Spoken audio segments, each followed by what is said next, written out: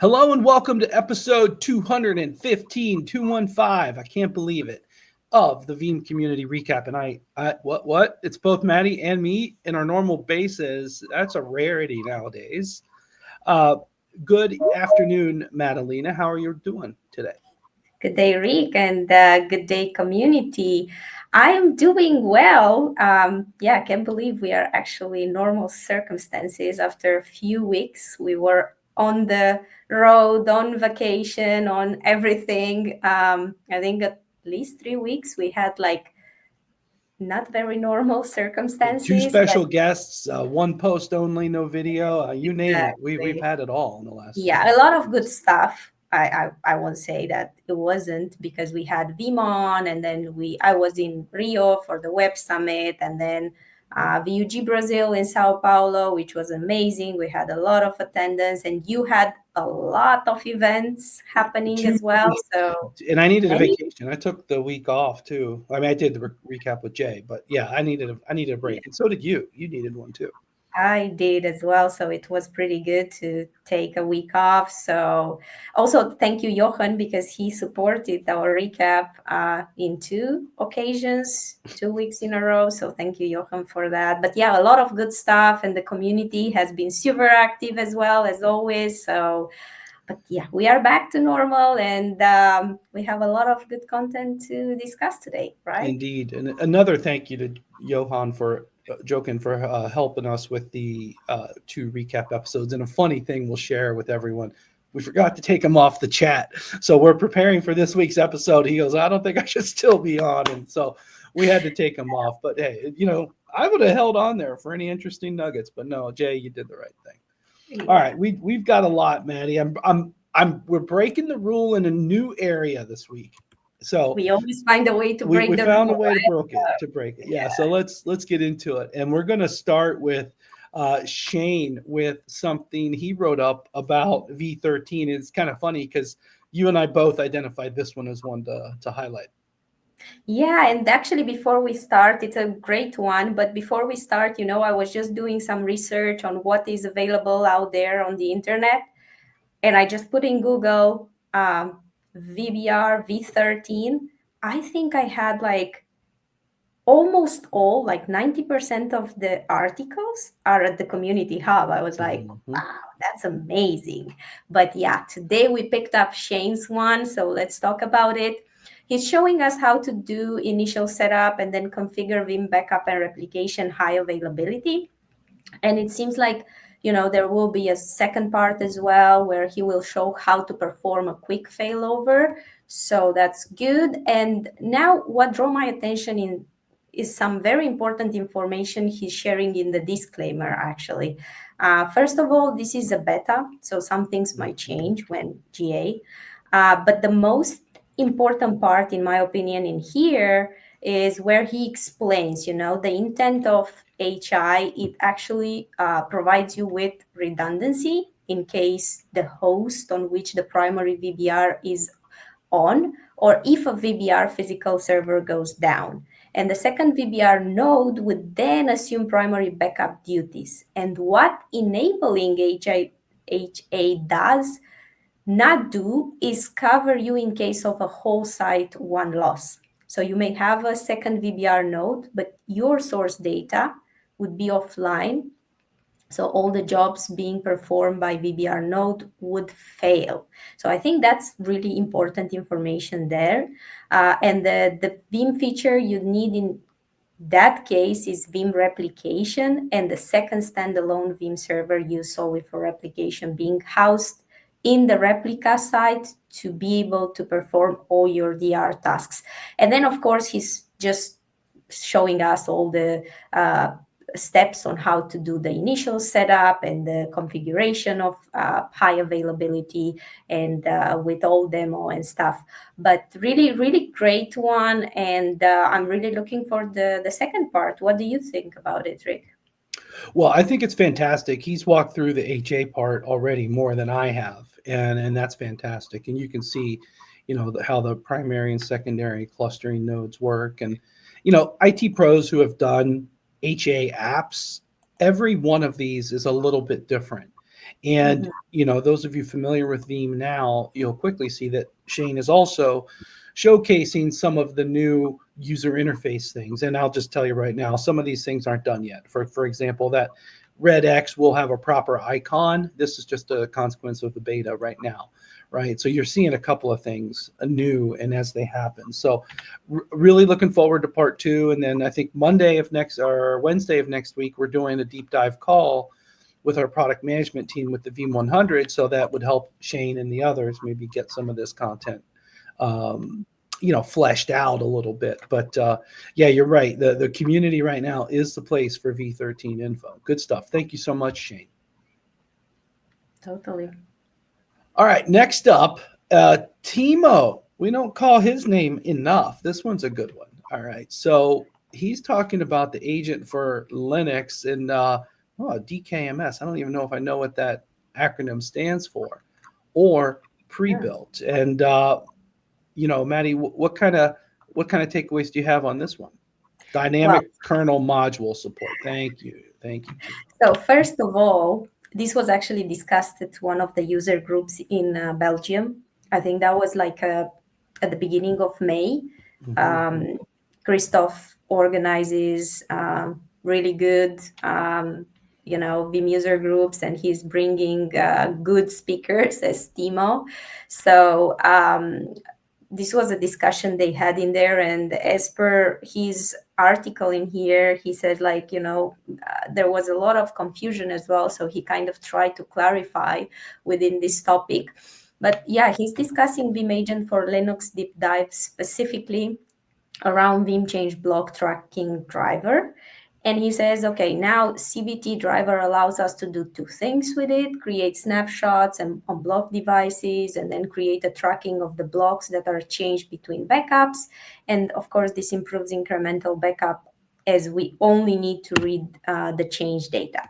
And it seems like there are 2 types, as you said, 2 types of drivers, and people usually, as he said in here, get confused which one to go for: DKMS or the pre-built, and what is the difference. So he said, well, pre-built means that Veeam compiles the kernel modules as a binary and ships this package.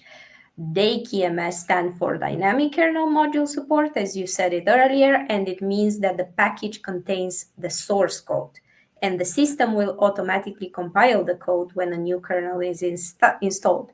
And this is good because the kernel module will match more or less the kernel they are running.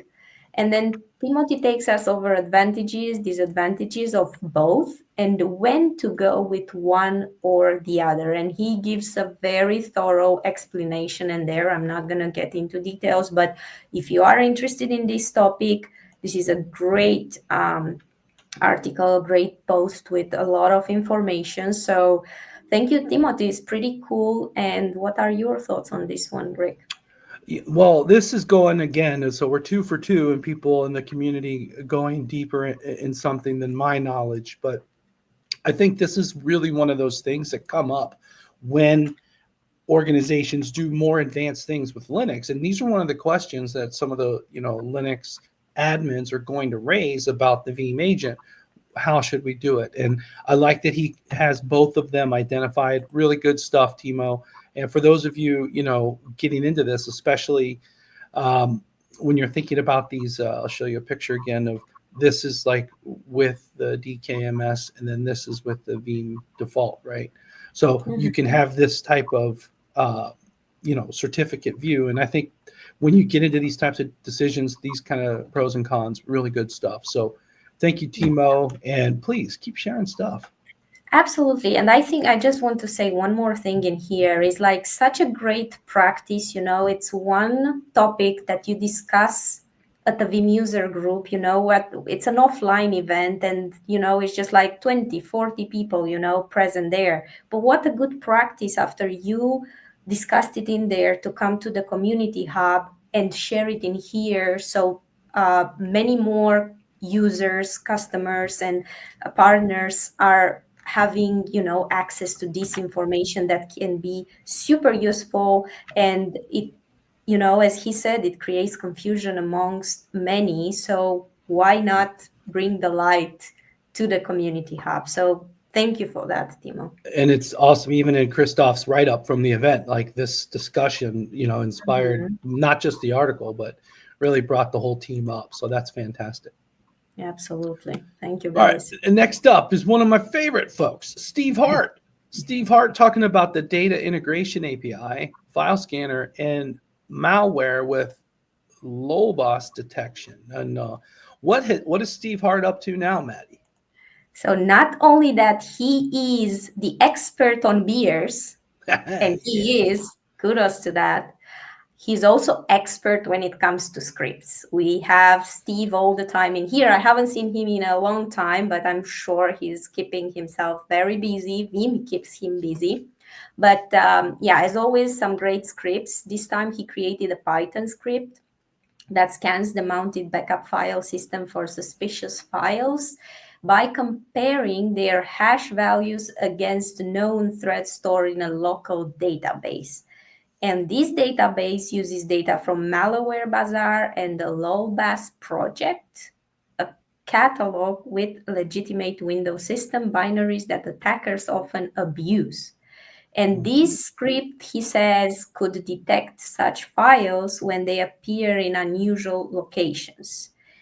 And Steve needs our input in here, our community input in here, if he should develop this as a public version and if you have any feedback on how to improve this.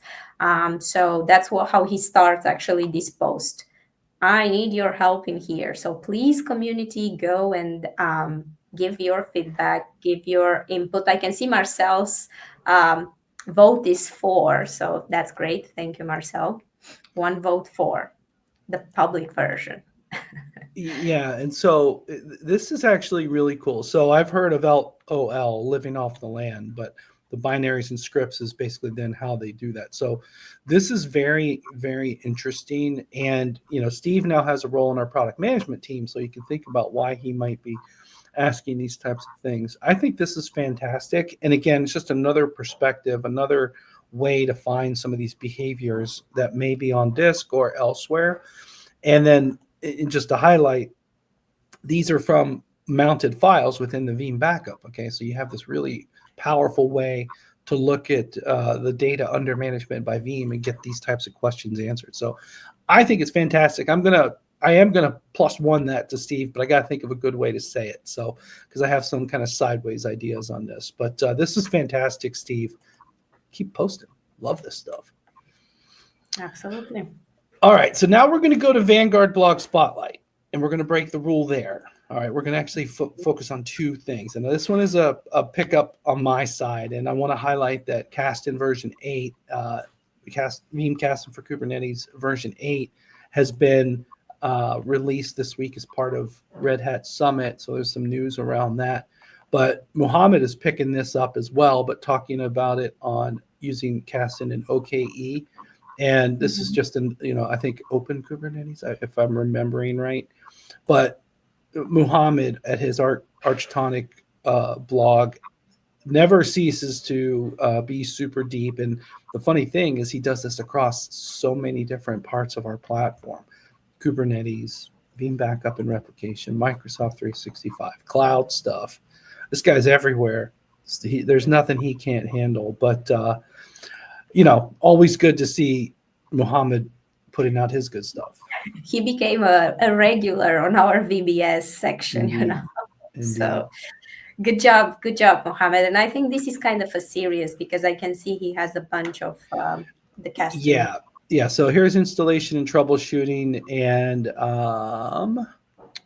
here's part 1, the preparation, how you just get set for that, right? So this tells you a little bit more about, Oracle, not Open, Kubernetes engine. Again, that's the beautiful thing about Kasten, is that it can really work on any managed Kubernetes platform. So Oracle, I love when people ask him, like, yes, because it's just the nature of how it exists. So he walks you through both, but I wanted to highlight Muhammad.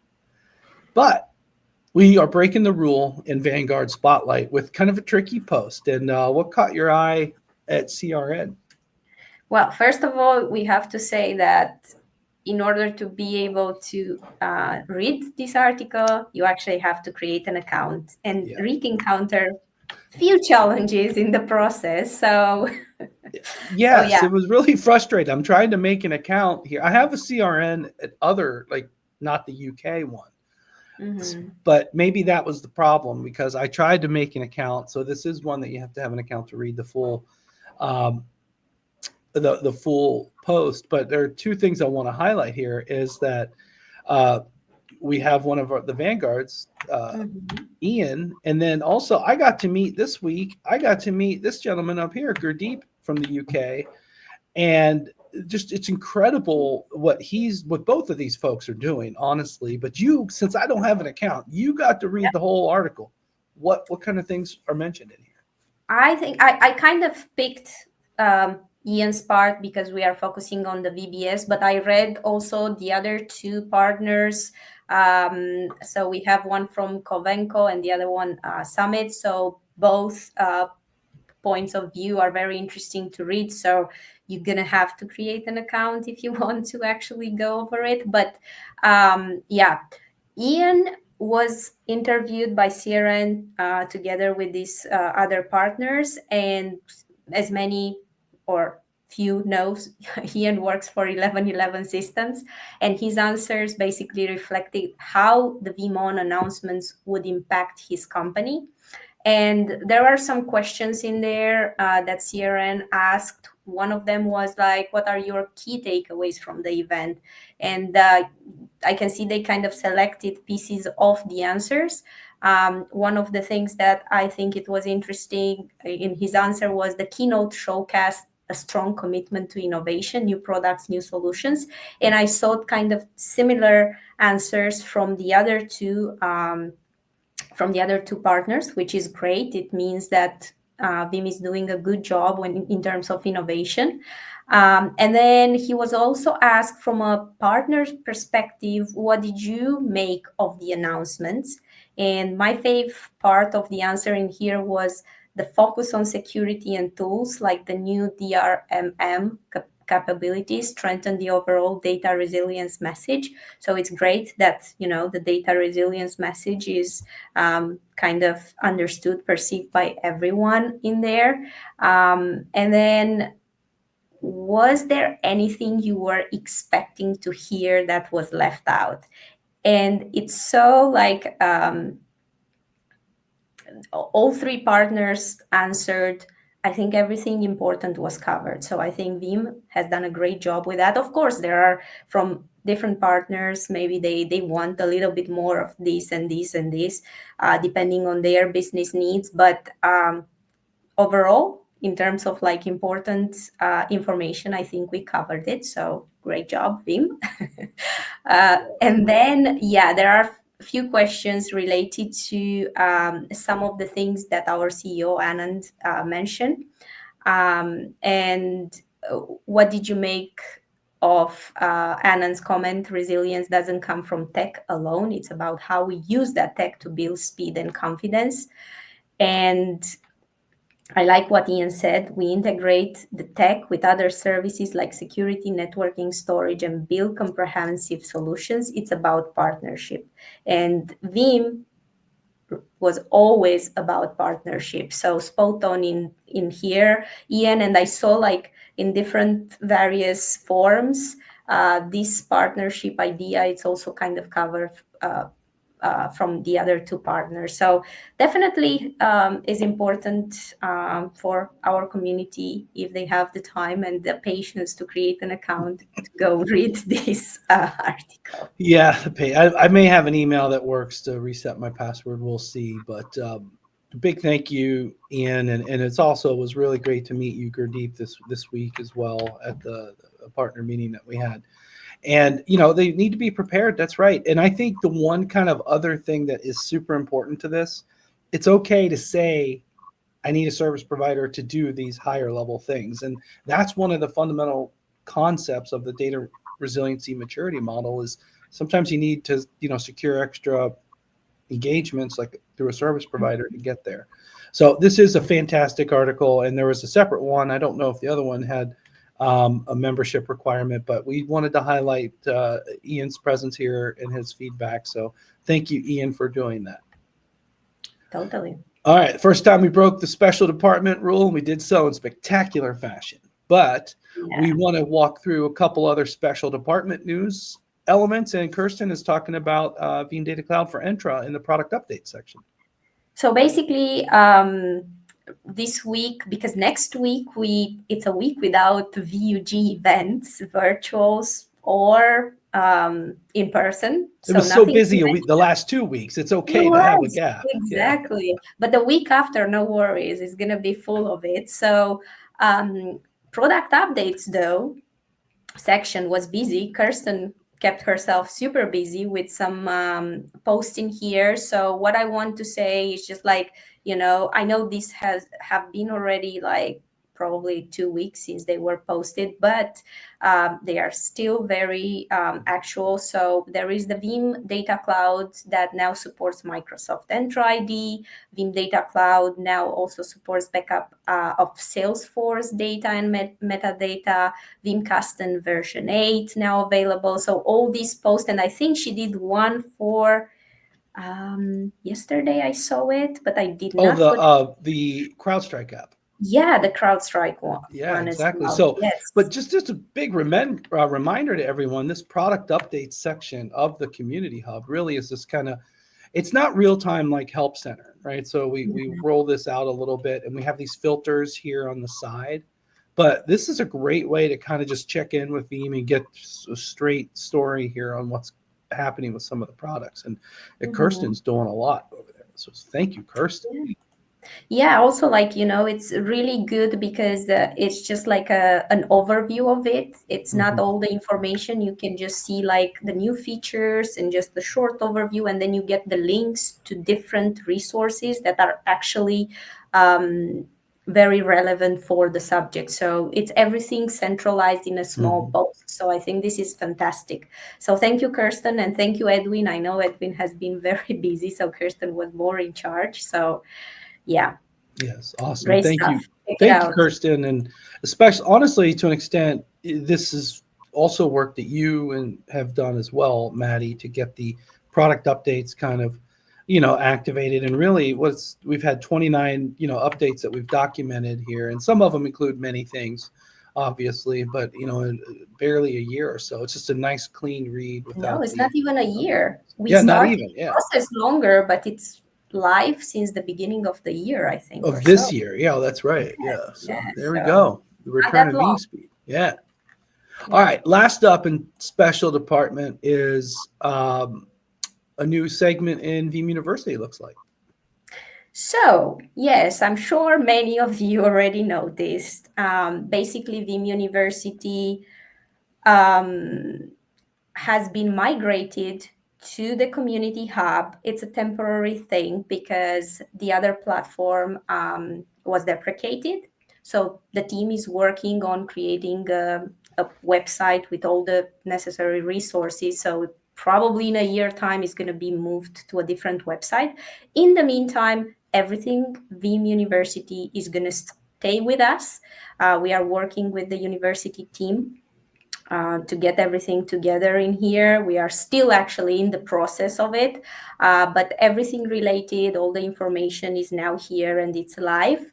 And there are two sections. One is the Veeam University with the subcategories in there, and the other one is the Veeam Technical Specialist, also has some subcategories in there. So voila. You might encounter some issues now when it comes to receiving your badge as a Veeam University freshman and the pro. So reach out to Safia or myself via a DM and let us know, because now it's not integrated anymore with the other platform. So you are not going to get it automatically. So yeah, let us know. But other than that, everything is here. Got it. No, yeah, this is... Yeah, I'm almost afraid they'll like it here. We'll see if we move it. It might stay. But for the short time, we're going to hold it here.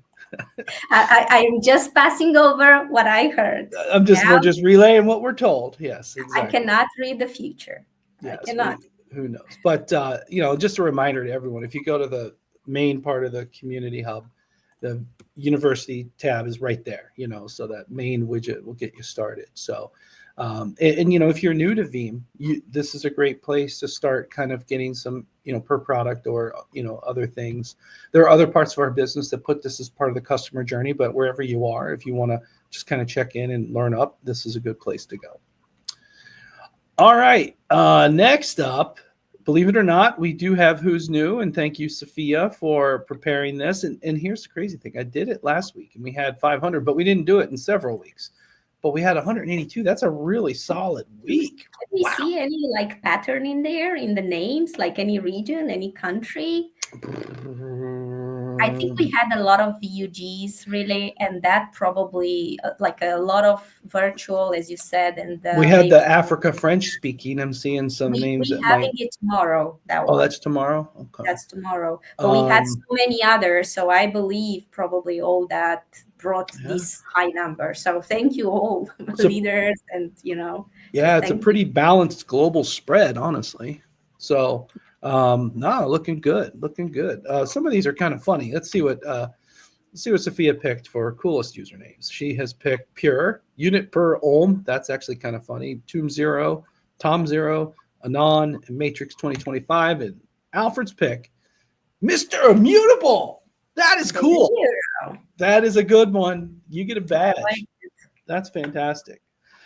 All right. Wow, everyone, thank you so much. And Maddie, thank you for, definitely getting back in the game here. Next week, I will do it on the road in California. Okay. I'm normal circumstances, so. Okay. We'll make it happen. I'll have to bring the road. We will. And then, maybe we'll see some other of the online or VUG type things happen. But there's definitely no shortage of things to talk about. Yep. Always something good to talk about. Thank you, community, for that. All right, everyone. Thanks for watching. We will see you next week on 216. Until then, have a great weekend.